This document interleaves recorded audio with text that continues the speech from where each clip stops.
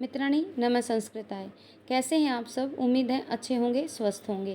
Friends, स्वागत है आपका संस्कृत शिक्षा में और मैं हूं बिंदु शर्मा। हम कर रहे हैं आज अभिज्ञान शाकुंतलम की वस्तुनिष्ठ प्रश्नोत्तरी।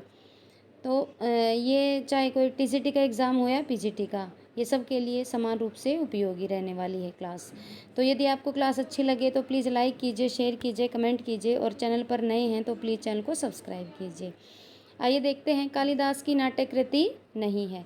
विक्रम उर्वश्यम, ऋतुसंहारम, मालविकाग्निमित्र या अभिज्ञान शाकुंतलम।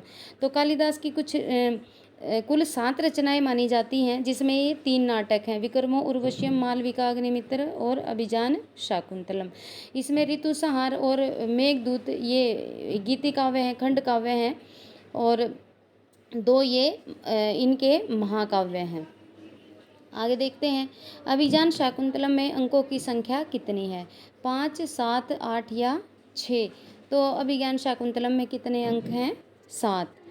शकुंतला का पालन पोषण हुआ था विश्वामित्र के आश्रम में, कण्व के आश्रम में, दुर्वासा के आश्रम में या मारीच के आश्रम में? तो कहाँ पर हुआ था? ये हुआ था कण्व के आश्रम में। कहाँ हुआ था? कण्व के आश्रम में। अभिज्ञान शाकुंतलम में प्रधान गुण है, कौन सा है? माधुर्य, प्रसाद, ओज या कोई नहीं? तो कौन सा है? ये है प्रसाद गुण। शकुंतला को शाप दिया था कण्व ने, मारीच ने, विश्वामित्र ने या दुर्वासा ने? तो शकुंतला को शाप किसने दिया था? ये दिया था दुर्वासा ने।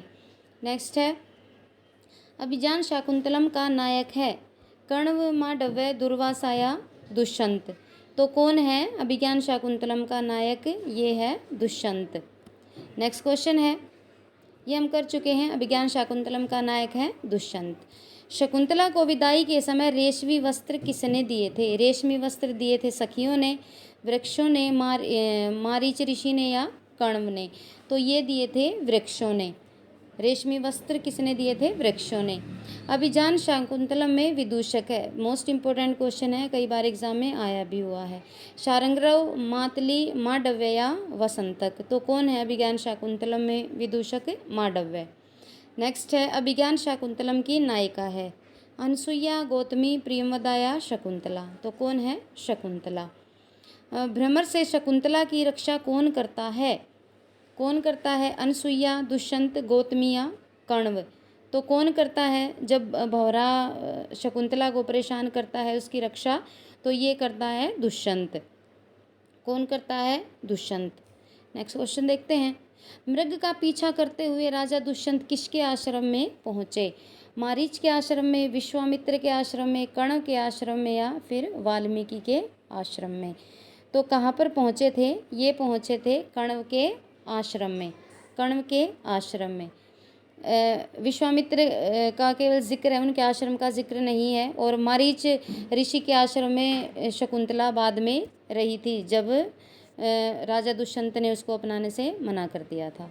नेक्स्ट है, शकुंतला की विदाई का वर्णन किस अंक में है? द्वितीय में, पंचम में, तृतीय में या चतुर्थ अंक में? तो किस में है? ये है चतुर्थ अंक में। शकुंतला पति के चिंतन में बैठी थी, कहाँ बैठी थी? राजभवन में, उपवन में, कुटिया के पास या नदी के किनारे? तो वो कहाँ बैठी थी? वो बैठी थी कुटिया में या कुटिया के पास। नेक्स्ट है, शकुंतला की माता का क्या नाम था? मेनका, गौतमी, हंसपदिका या वसुमती? तो शकुंतला की माता का क्या नाम था? मेनका। हंसपदिका और वसुमती दुष्यंत की पत्नियां थी और गौतमी कण्व ऋषि के आश्रम की जो वहाँ पर रहती थी वो परिचारिका थी। आइए देखते हैं, शकुंतला के पुत्र का क्या नाम था? सर्वदमन, भरत, गौतम, हारीत या नारद? तो शकुंतला के पुत्र का क्या नाम था? सर्वदमन या भरत। नेक्स्ट है, शकुंतला की अंगूठी गिरी थी शची तीर्थ में, सोम तीर्थ में, मार्ग में या प्रभात तीर्थ में? तो कहाँ गिरी थी? ये गिरी थी शची तीर्थ में। सोम तीर्थ कण्व ऋषि गए हुए थे शकुंतला के विवाह के लिए। आगे देखते हैं, दुष्यंत की मन स्थिति जानने के लिए मेनका ने अपनी किस सखी को भेजा था? सानुमति को, भानुमति को, रंभा को या उर्वशी को? तो किसको भेजा था? ये भेजा था सानुमति को। अभिज्ञान शाकुंतलम में अंगीरस है श्रृंगार, वीर, करुण या हास्य? तो ये है श्रृंगार रस। आगे देखते हैं। अर्थो ही कन्या परकीय अव किसने कहा था? दुष्यंत ने, गौतमी ने, शारंग्रव ने या कण्व ने? तो ये किसने कहा था? कन्या पराय धन है, ये कहा था कण्व ने। नेक्स्ट है, दुष्यंत और शकुंतला का विवाह था गांधर्व, प्रजापत्य, ब्रह्म विवाह या दैव विवाह? तो कौन सा था? दुष्यंत और शकुंतला का विवाह था गांधर्व विवाह। नेक्स्ट है, गंडे से ऊपरी पिंड का संवृत किसने कहा था? दुष्यंत ने, कण्व ने, विदूषक ने या शारद्वत ने? तो किसने कहा था? ये कहा था विदूषक ने।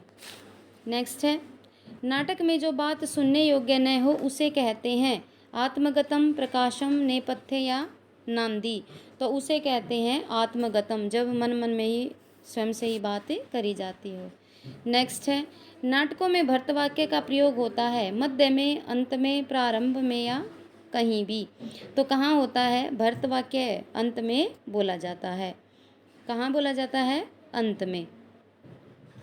नेक्स्ट है, अभिनेता जहाँ वेशभूषा धारण करते हैं उसे कहते हैं नांदी, पूर्वरंग, नेपथ्य या रंगमंच? तो उसको क्या कहते हैं? उसको कहते हैं नेपथ्य। क्या कहते हैं? नेपथ्य। और आज का हमारा 25वां प्रश्न और अंतिम, नाट्यशास्त्र में नंदी से अभिप्रेरित है शंकर का बैल, मंगलाचरण, एक देवता या अष्टमूर्ति शिव? तो नांदी से अभिप्रेरित कौन है? ये है मंगलाचरण। कौन है? मंगलाचरण।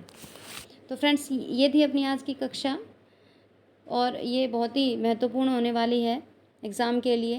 तो यदि आपको कक्षा अच्छी लगे तो प्लीज़ लाइक कीजिए, शेयर कीजिए, कमेंट कीजिए और चैनल पर नए हैं तो प्लीज़ चैनल को सब्सक्राइब कीजिए और बेल आइकन प्रेस कीजिए फ्रेंड्स, ताकि आने वाली हर वीडियो का नोटिफिकेशन आप तक पहुंचता रहे।